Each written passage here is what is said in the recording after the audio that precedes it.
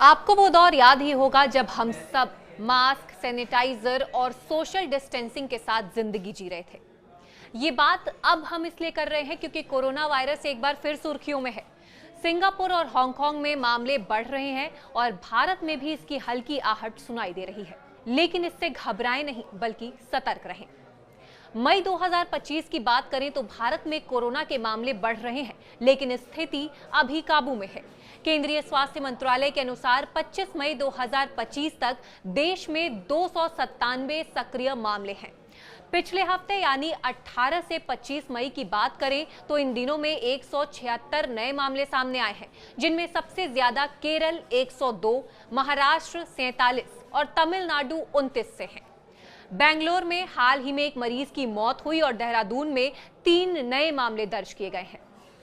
इस बार का वायरस है JN1 वेरिएंट और इसके नए रूप LF7 और NB18 जो ओमिक्रॉन परिवार का हिस्सा है।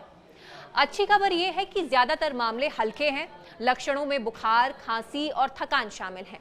बहुत कम लोगों की अस्पताल में भर्ती होने की नौबत पड़ी है, लेकिन सिंगापुर में 27 अप्रैल से 3 मई के बीच 14,200 मामले आए, जो पिछले हफ्ते से 28% ज्यादा है। हांगकांग और थाईलैंड में भी मामले बढ़ रहे हैं, जिसने भारत को सतर्क कर दिया है। स्वास्थ्य मंत्रालय ने सभी राज्यों को अलर्ट रहने को कहा है।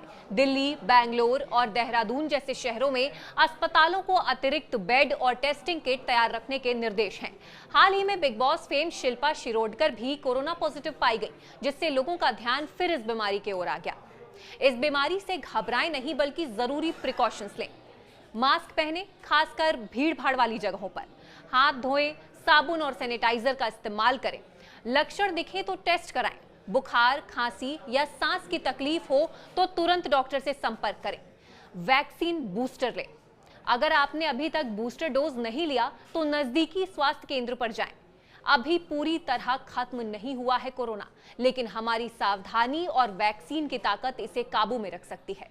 2020 में हमने इसे हराया था और अब भी हम जरूरी प्रिकॉशंस लेकर इसे हरा सकते हैं। बस थोड़ी सी जागरूकता और सावधानी चाहिए। अपनी और अपनों की सेहत का ख्याल रखें, क्योंकि स्वस्थ भारत ही मजबूत भारत है।